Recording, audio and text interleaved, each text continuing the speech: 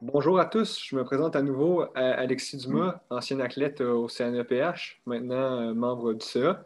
Aujourd'hui, on va avoir la chance de parler à Louis Bouchard, l'entraîneur-chef, pour faire un petit peu là, un retour sur la saison. Tout d'abord, comment ça va, Louis, aujourd'hui? Très bien, ça va très bien. C'est la fin de saison, alors on tombe en transition. Les C'est ça, athlètes sont en repos, puis nous autres, on fait notre planification pour la prochaine année.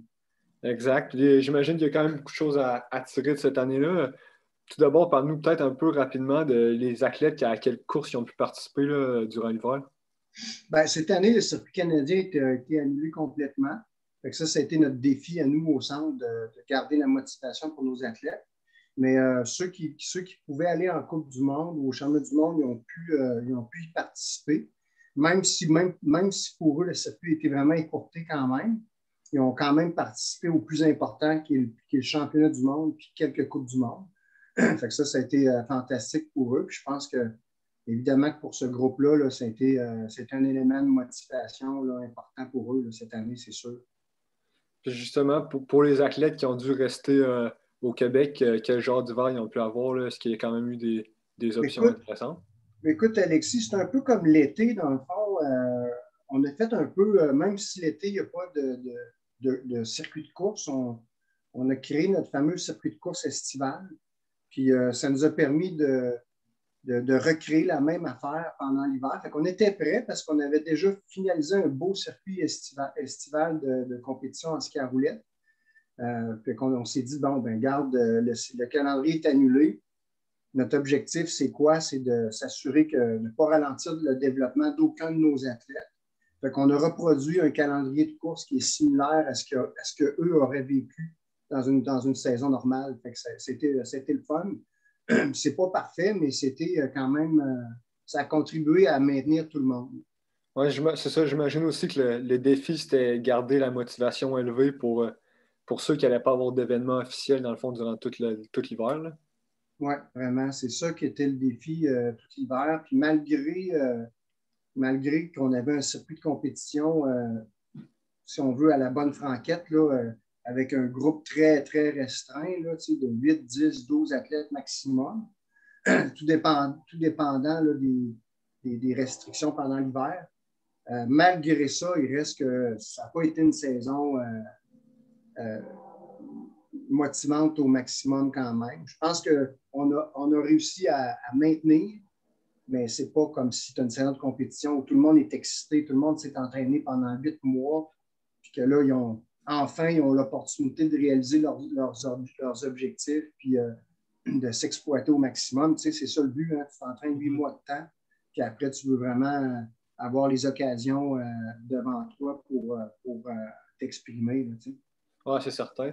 Puis comme tu dis aussi, c'est ça, l'entraînement, tu sais, est tellement long durant l'été. Pour être venu quelques fois là, vous voir cet été, il y avait vraiment eu des belles progressions qui s'étaient faites en été. Comment tu dirais que ça s'est transféré sur neige là, pour la majorité des athlètes?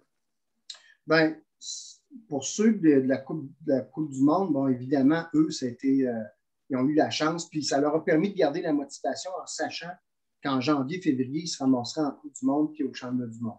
Fait que ça, eux, ils ont pu comme retarder un peu, ça leur retardait un peu leur rêve ou leur motivation, mais au moins, ils savaient qu'ils allaient éventuellement y aller. Puis les résultats ont tellement été bons que vraiment ça m'a permis, puis ça nous a permis de voir que l'été a été super productif. Tu sais. Pour ceux qui sont restés au Canada, ben, je pense qu'il y a eu des hauts et des bas justement parce que ce n'était pas des vrais événements officiels. Fait qu'il y a eu un peu de découragement parfois. Fait que ce qu'ils ont réalisé comme progression pendant l'été, je pense qu'on ne l'a pas tout le temps vu. On l'a vu de temps en temps, mais pas tout le temps, comme si ça avait été un circuit normal où là, tu as vraiment une adrénaline, un stress, un vrai dossard, une vraie organisation. Fait que ça n'a pas été. C'était pas quelque chose qui était parfait, mais c'était mieux que, à mon avis, c'était beaucoup mieux que si on n'avait pas eu la chance pantoute de Uh-huh. faire de l'entraînement. Comme je vois les sports à l'intérieur ou les sports collectifs, c'est sûr que ça a dû être beaucoup plus difficile. Nous autres, on était chanceux. sport extérieur. Fait qu'on on a pu quand même avoir bien du fun quand même.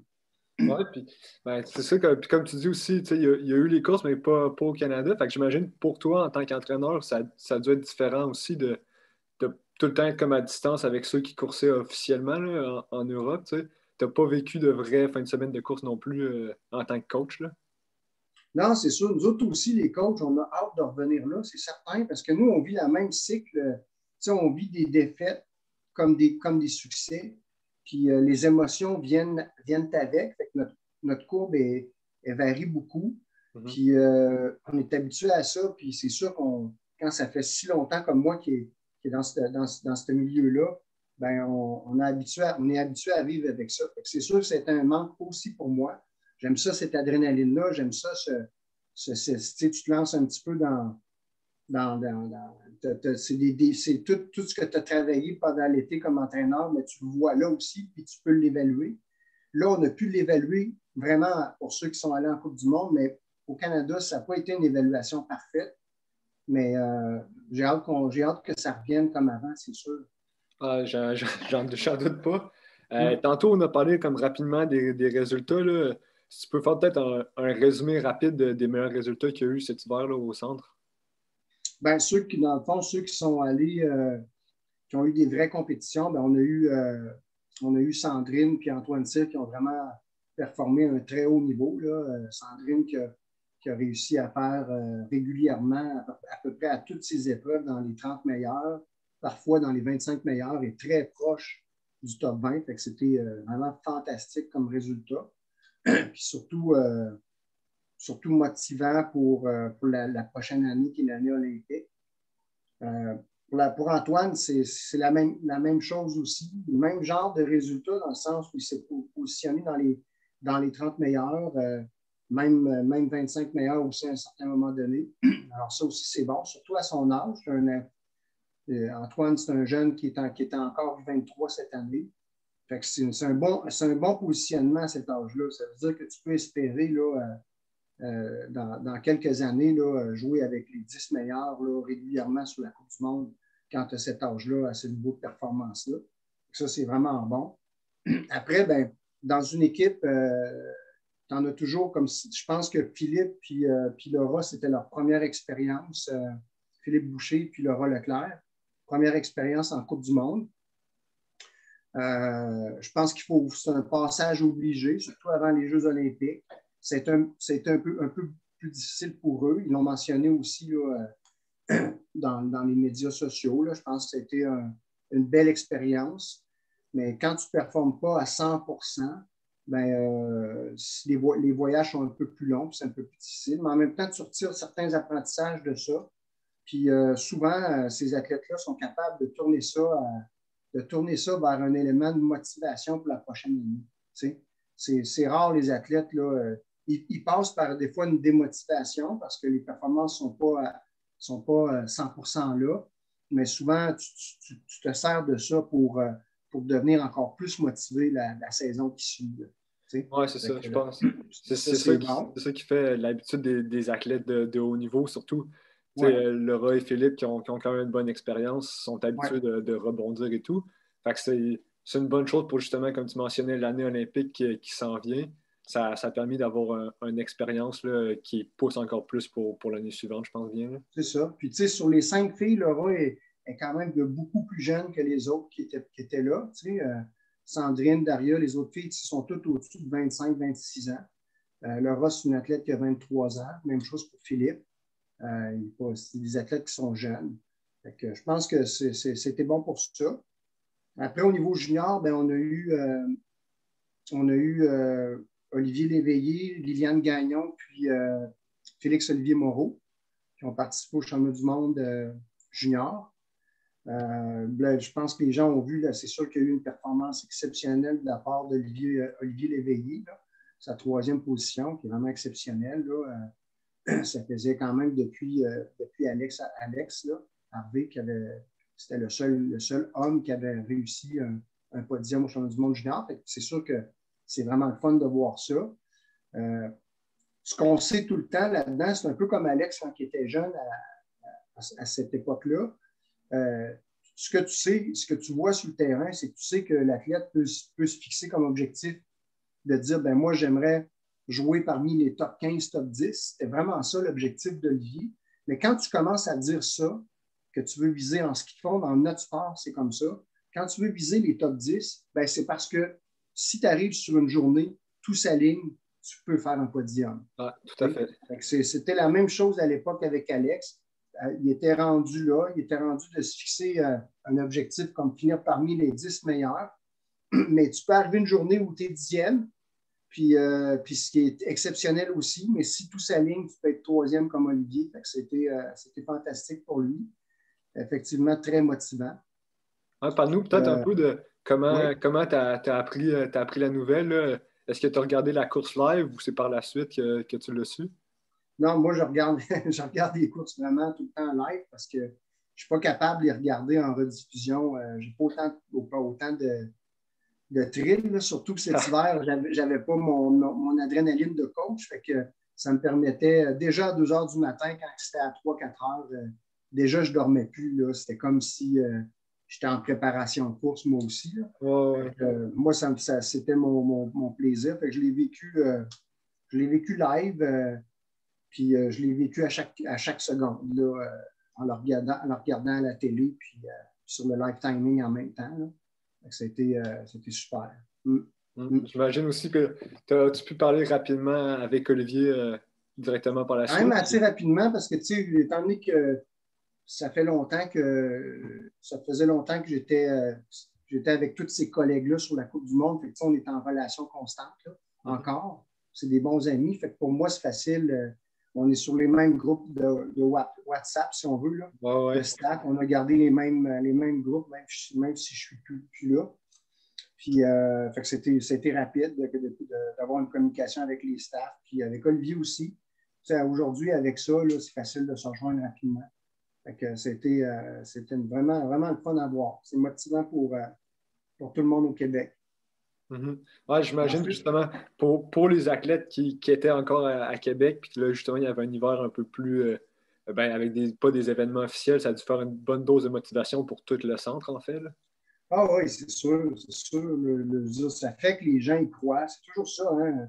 Quand tu as des Antoine, Olivier, Sandrine chez les filles, ça fait que les athlètes y croient parce que c'est tout possible. Il faut y croire. Puis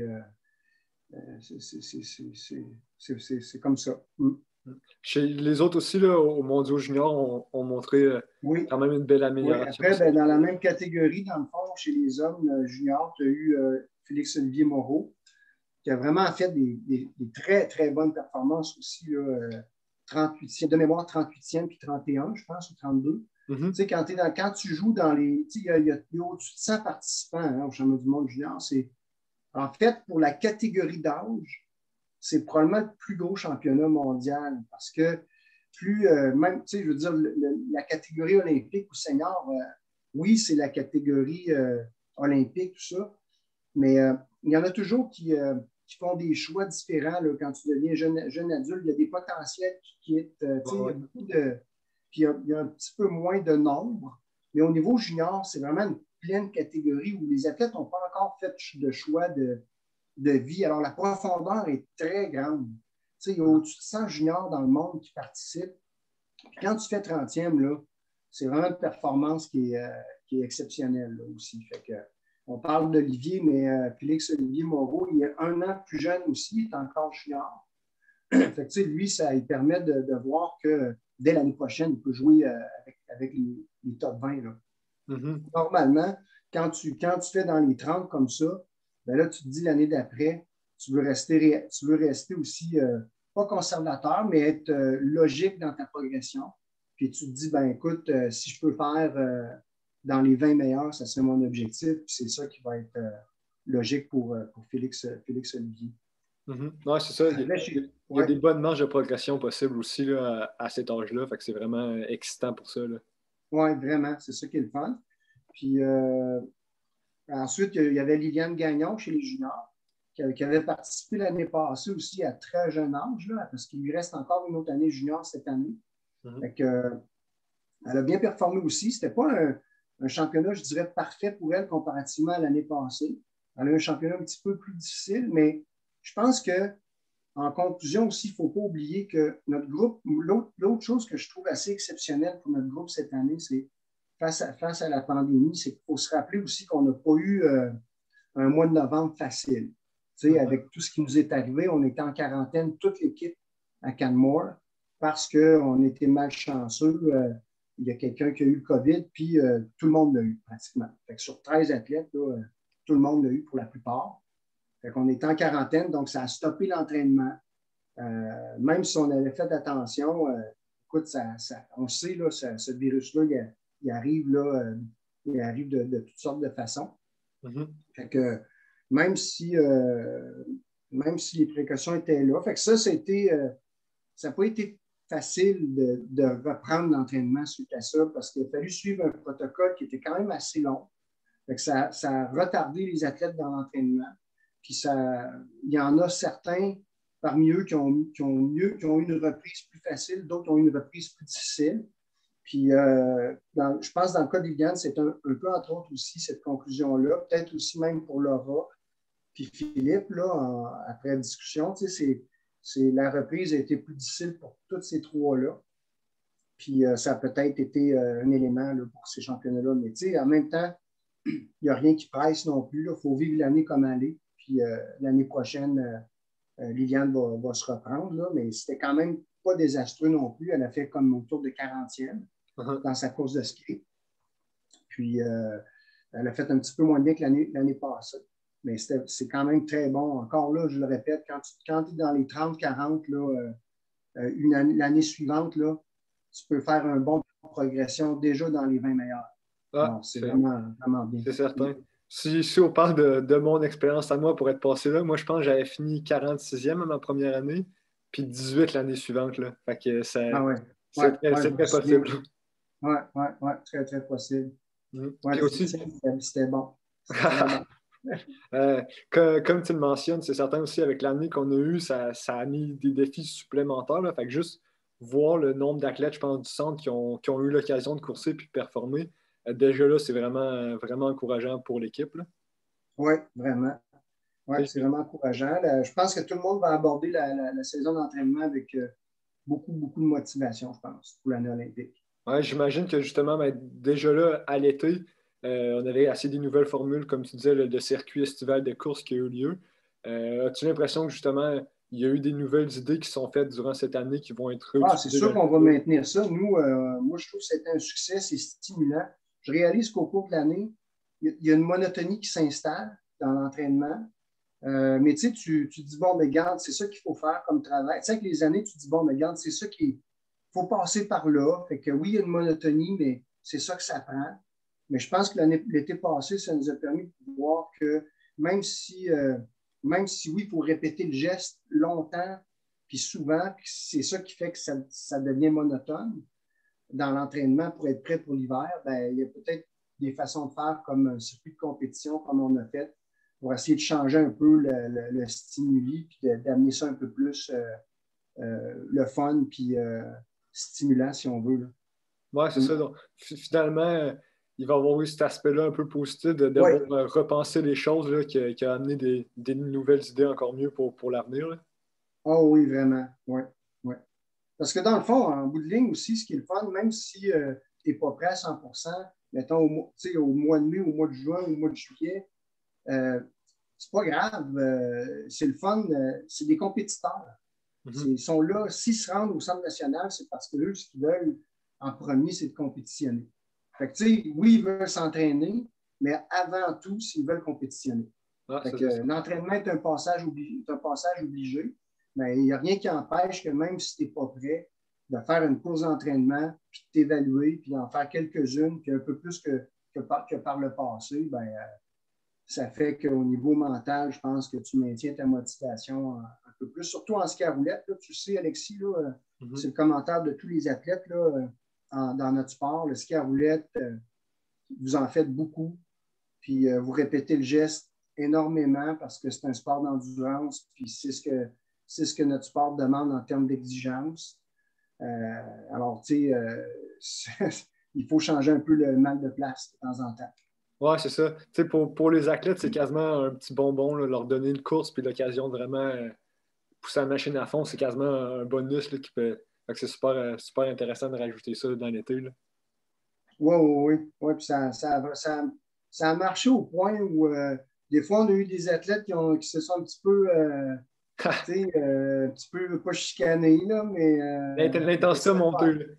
l'intensité a monté exactement. Ah, ouais. Ben, c'est parfait, ça. C'est tous des compétiteurs, comme tu disais.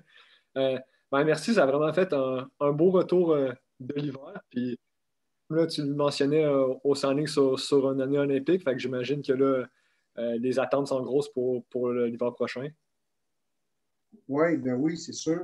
L'année olympique, là, c'est un gros focus pour nous autres. Là, il y a des défis d'altitude, il faut se pencher là-dessus parce que, évidemment, qu'à Beijing, l'altitude est élevée. Puis nous, on a l'habitude de s'entraîner au niveau de la mer. Fait que ça, Ouais. il va falloir vraiment être bien, bien préparé puis suivre des protocoles très spécifiques pour ça. Yes. Mais à part ça, avec nos jeunes, les championnats du monde junior, tout ça, ben, ça va être une belle saison. Excellent. On va suivre ça de près. Merci beaucoup pour ton temps, Louis. Merci.